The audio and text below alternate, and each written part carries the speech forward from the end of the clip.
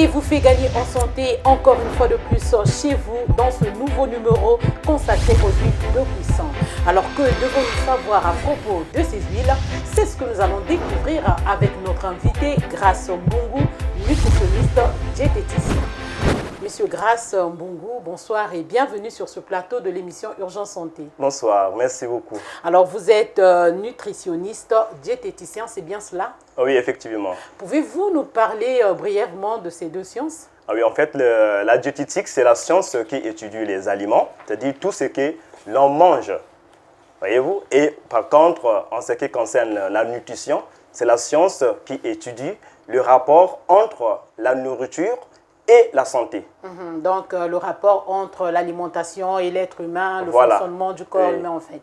Voilà, effectivement. Alors, cela étant dit, nous allons donc aborder notre sujet sur les huiles de cuisson. Comme première question, quels sont les types d'huiles que nous trouvons sur le marché et d'où proviennent-elles? Oui, sur le marché, nous trouvons deux types d'huiles. Leur origine, on trouve dans la matière grasse, en fait, les huiles d'origine animale et aussi bien des huiles d'origine végétale. Voyez-vous, dans les oléagineux comme les graines d'arachide, comme les graines de noix de colza, ainsi de suite, tout ce qui renferme de la graine, on extrait des huiles et cela permet de bien faire pour la vie humaine. Et pour les huiles d'origine animale, donc ce qu'on extrait des animaux en fait? Oui, des animaux, oui. Des animaux. Alors, comment les différencier ces deux types d'huiles? Oui, les deux types d'huile, on les différencie par l'odeur, par la couleur et par la densité. C'est-à-dire, les huiles d'origine animale, dans la bouteille, dans le récipient, laissent souvent un dépôt. Tandis que les huiles d'origine végétale sont plus claires, plus que les huiles d'origine animale.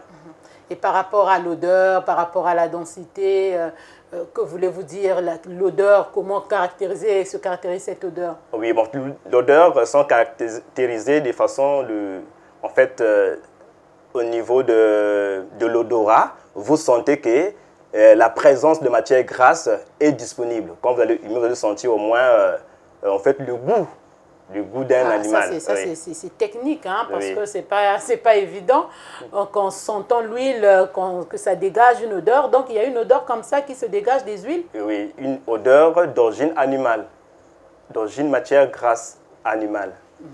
Bon, c'est à vous les techniciens de le confirmer parce que pour le commun des mortels, c'est pas évident. Et par rapport à la texture, qu'est-ce qui peut être remarqué par rapport à ces deux huiles? Oui, par rapport à la texture de ces deux huiles, les huiles d'origine végétale sont plus limpides que les huiles d'origine... Elles sont légères en fait. Légères, oui. Mais les huiles d'origine animale, Elles oui, sont un peu lourdes, sont un peu et même lourdes, au toucher, ouais. Même vous au sentez toucher, que vous ça colle sentez un que tout petit peu. c'est collant, oui. Ouais. Ok. Quels sont les bienfaits des huiles en santé? Oui, les huiles en santé sont très importantes, très utilisées. Telles qu'en cosmétique, nous avons des huiles comme l'huile d'avocat ou l'huile de sésame, l'huile de soja, des huiles des oléagineux en fait, qui permettent de l'utiliser lors des massages, lors des traitements de cheveux. Ces huiles aussi jouent un rôle aussi dans le corps humain. Sans le savoir, le corps porte des organes, des tissus, des appareils, voyez-vous, et l'huile là, riche en lipides, permet au corps de bien réguler en ce qui concerne l'activité cardiaque, voyez-vous. Le corps a besoin de l'énergie pour le fonctionnement des appareils qu'on vient de citer. L'énergie là, ça se transforme en ATP et cette énergie-là permet à l'homme de faire bien ses marches et ainsi de suite. Donc, ce sont les lipides, en Les fait, lipides, oui, qui permettent la production de cette énergie-là. Cette énergie, donc les acides gras, que ce soit saturés ou monosaturés, voilà, voyez-vous, ou polyinsaturés, tout ça là, en fait, il suffit de trouver une bonne huile. Une bonne huile, cela va vous permettre de combler votre matière première dans le corps, en fait, en ce qui concerne les lipides, parce que l'équilibre alimentaire dit qu'il faut apporter à l'organisme les vitamines essentielles, en fait, les fibres alimentaires, il y a le glucide, il y a les protéines et les lipides. En un mot, il faut respecter le carré alimentaire. Respecter le carré alimentaire. Donc, les huiles sont très importantes dans le corps humain. Elles ne sont pas à bannir parce qu'on a comme l'impression que les huiles, cette matière grasse, c'est pas trop bon pour la santé parce qu'après il y a le mauvais cholestérol, après il y a l'obésité qui passe par là. Mais vous venez avec un autre son pour nous dire que les lipides, ces huiles sont très importantes pour la santé. Pour la santé, oui. Des huiles qui ne sont pas altérées. Parce qu'une huile qui est déjà altérée a les effets néfastes sur la santé. Et quand nous sommes en face de ces huiles-là, il est question de bien faire le choix. Parce que si on fait un bon choix, cela va nous permettre de bien garantir notre santé. Parce qu'on est de ce qu'on mange. Si tu utilises l'huile altérée, le résultat, tu vas avoir un problème. Vous parlez de l'huile altérée. Que voulez-vous dire précisément? Bon, ces huiles altérées, ce sont des huiles qui ont déjà perdu de liaison, qui ont déjà perdu de valeurs nutritionnelles. C'est-à-dire les vitamines. Dans les huiles, telles que l'huile d'avocat est riche en vitamines A, B, C, D, E, voyez-vous, et ces vitamines sont très importantes dans le corps, voyez-vous. Voilà pourquoi on les appelle les huiles essentielles. Mais comment savoir qu'une huile est altérée? Oui, par perte de goût. Perte de goût. Quand vous allez utiliser, vous allez sentir que vraiment, ça ne joue pas un rôle, quoi, que vous voulez en avoir en termes de votre repas. Je veux que nous puissions nous comprendre, Monsieur Grace, parce que vous dites perte de goût. Bon, déjà, il faut commencer par ceci. Est-ce qu'il faut goûter l'huile chaque fois qu'on l'achète avant toute utilisation? Et quand vous la goûtez, enfin, je sais que c'est difficile d'exprimer ce goût-là, oui, mais est-ce que vous pouvez essayer de nous faire une petite illustration? Oui, en fait, par le pour toucher, assimiler, hein, essayer un peu de nous montrer ce goût-là, ça tend à quoi en fait? Oui, en fait, ce goût-là, ça se tend à un goût qui n'est pas vraiment apprécié par rapport à notre perception. Voyez-vous? Quand on va au marché, on n'a pas le temps pour goûter l'huile de quelqu'un, mais par le toucher ou en regardant, on peut déjà savoir s'il y a beaucoup de matières grasses en suspension. Voilà. Vous voyez déjà bien. Et nous avons aussi de mauvaises huiles. Et aussi par l'étiquetage, parce que l'emballage.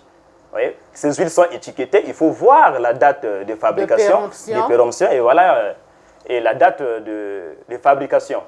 On a fabriqué telle date, ça doit être expiré à telle date. Mais si vous constatez que la date là n'est pas exactement à la date que vous êtes en face du produit, n'achetez pas.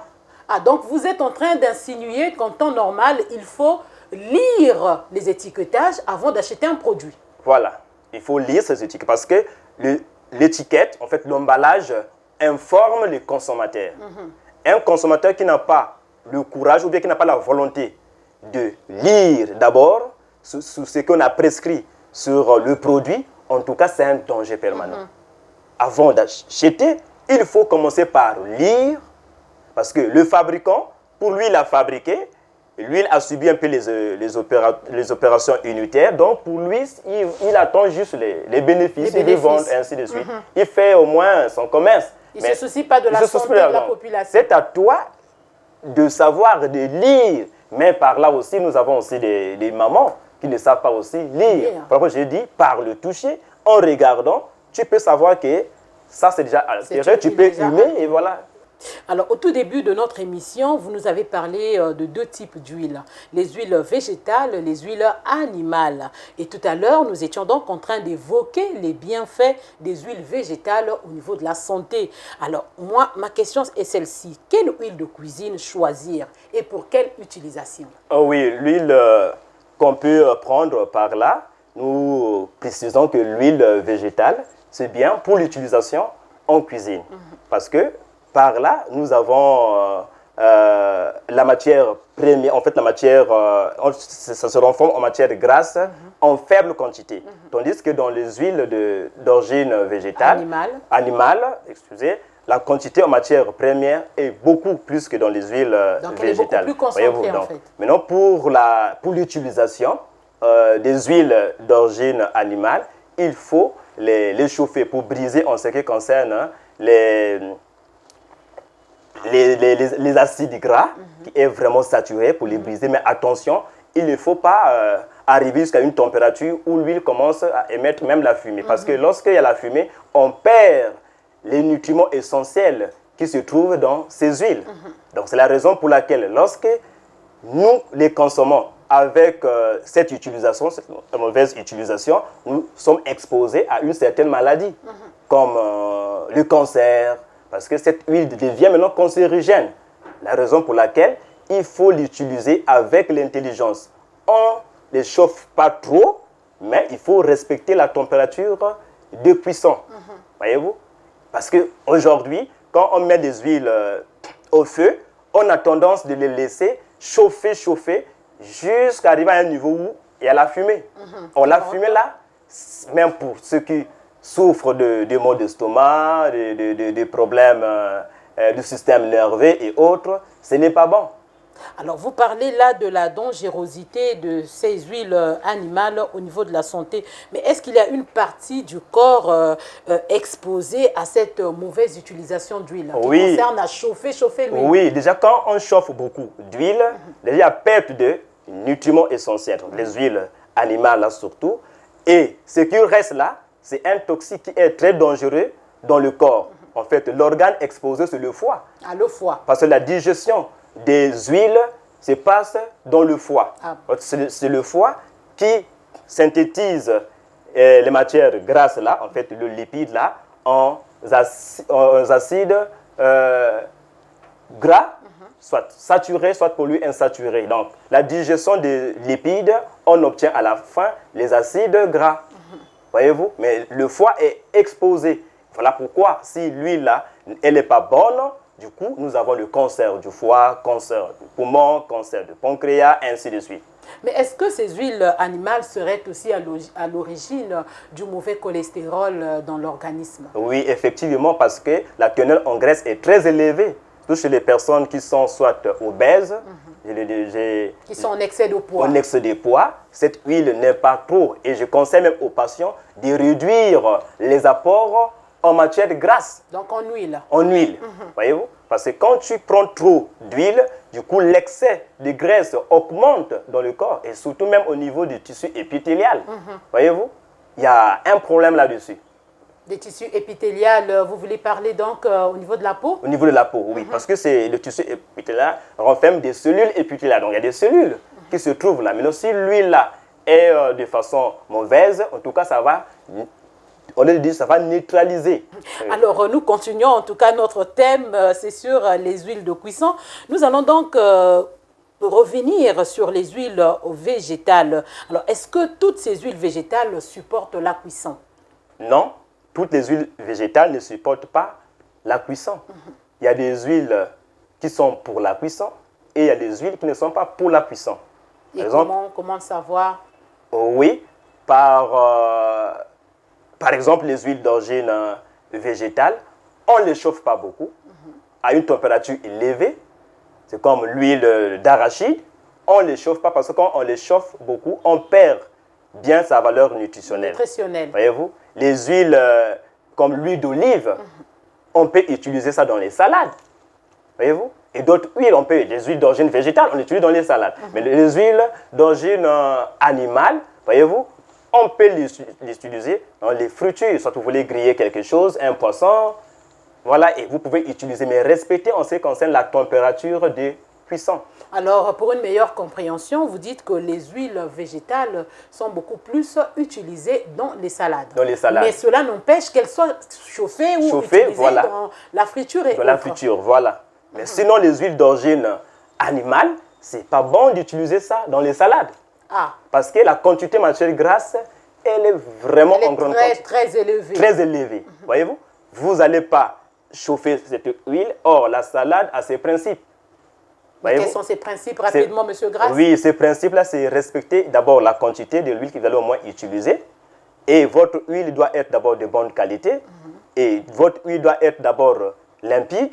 Voyez-vous? Et puisque dans la salade, il y a beaucoup de mélanges. Or, lorsque vous utilisez l'huile d'origine animale, qui est riche en matière grasse, ça va donner un goût qui n'est pas apprécié pour votre salade. Voyez-vous? C'est comme si vous utilisez l'huile, vous utilisez cette huile sans chauffer, parce qu'elle est d'abord fermée. Elle n'est pas légère, voyez-vous? Et la salade doit avoir des principes que ça puisse être facilement à digérer et autres, donc ça va bloquer en ce qui concerne. Voilà, en un mot, la présence de l'huile animale dans la salade viendrait donc comme déranger la digestion, tout comme la ralentir. Voilà. Hein? Voilà. Provoquer peut-être une digestion lente, en fait. Voilà, lente. Donc, c'est ça, en fait, le problème. Mais puisque vous êtes là, Monsieur Grasse, en tant que diététicien, nutritionniste, pouvez-vous rapidement nous donner un peu cette petite astuce sur la sauce vinaigrette? Comment réussir, puisque vous avez parlé tout à l'heure, dans cette question de salade, il faut respecter la quantité d'huile. Alors, à peu près, quelle quantité d'huile conseillez-vous? Oui, bon, souvent, on peut aller avec le thème de cuillerée. Avec cuillerée, il faut voir la quantité d'abord. La quantité pour une personne, tu peux aller soit à 2 cuillerées. 2 cuillerées d'huile. Oui, pour une personne. Si vous êtes à 2, vous pouvez aller sur 4 cuillerées. Et donc, on va aller en double, en double. Et pour combien de cuillerées? 2 cuillerées d'huile. Pour combien de cuillerées de vinaigre, de citron? Oui, on peut aller avec une cuillerée de vinaigre. Et qu'est-ce que vous conseillez, le jus de citron ou le vinaigre? Oui, je conseille le jus de citron. Vous conseillez le jus de citron. Le jus de citron. Alors, on y reviendra prochainement pour faire toute une émission. Nous poursuivons avec les huiles de cuisson. Alors, il y a on va dire, il y a une habitude qui s'est installée au quotidien comme ça, dans le principe culinaire, c'est que très souvent, on utilise de l'huile, on a préparé avec, et il y a une quantité énorme qui reste, on préserve, on garde, on met dans une bouteille, le lendemain, on y revient, 2 jours, 3 jours après, on y revient. Est-ce que cette façon de faire, cette pratique est à conseiller? Non, c'est déconseillé. Parce que l'huile, après l'utilisation unique, doit être jetée. Par exemple, après utilisation unique, l'huile doit être jetée. Pourquoi? Parce que quand vous utilisez, vous avez d'abord extrait des vitamines, des premiers nutriments essentiels dans cette huile. Et quand vous allez encore l'utiliser, réutiliser, ainsi de suite, vous perdez en ce qui concerne ces valeurs-là. Et quand vous allez la consommer, cette huile, du coup, ça va provoquer en ce qui concerne pas mal de problèmes. Donc, la raison pour laquelle, dès que vous utilisez... Non, il faut le dire, hein, pas mal de problèmes. Quel genre de problèmes? Des problèmes par exemple, d'obésité, de taux de graisse dans le corps, le cancer, que ce soit le cancer de foie, cancer les cancers pulmonaires, ainsi de suite, tout ce que nous maîtrisons en termes de ces conséquences néfastes de la santé de l'homme. Donc, chez les mamans qui font les beignets, souvent ils ont l'utilisation, ils ont tendance d'utiliser l'huile 2 à 4 fois. La même huile 2 à 4 fois. 2 à 4 fois.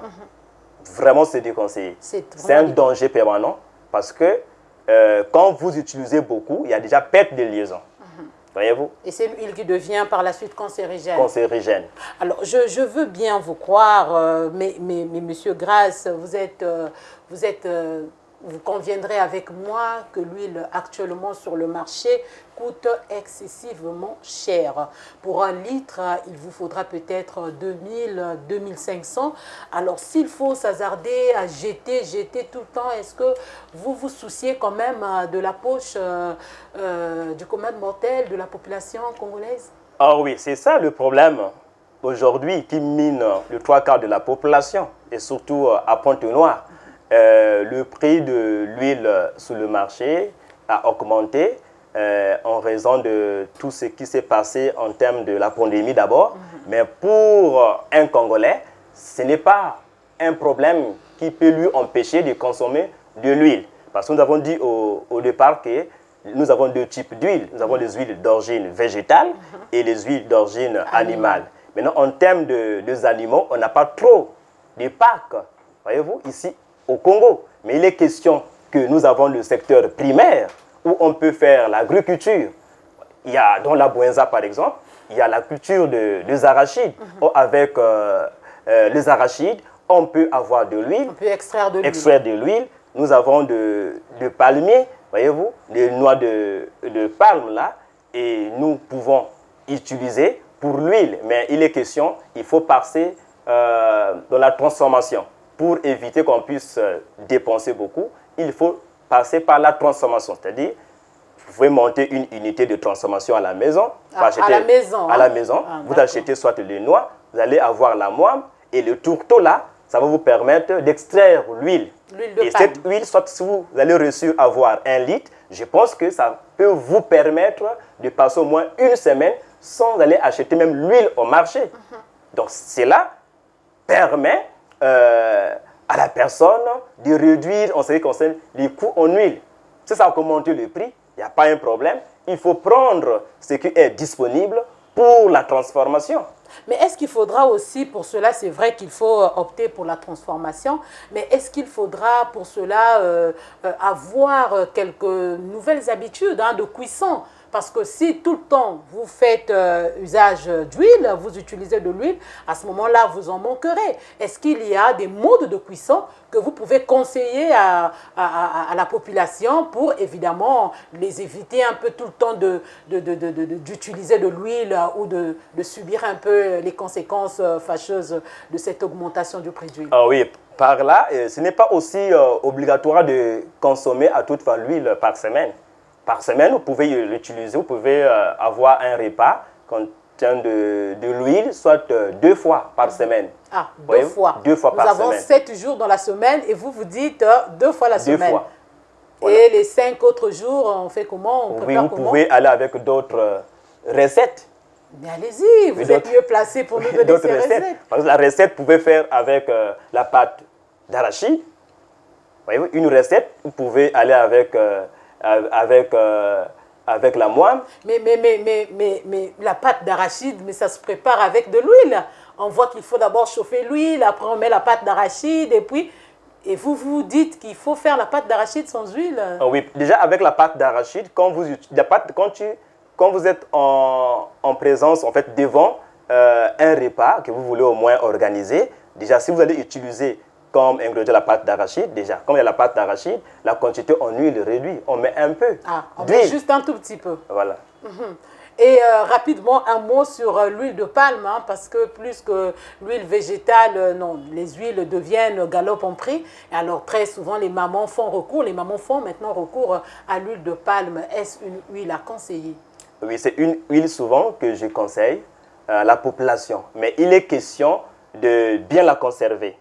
Parce que si, bien la conserver. Et lorsqu'on conserve mal cette huile, nous sommes exposés d'abord à un problème très compliqué.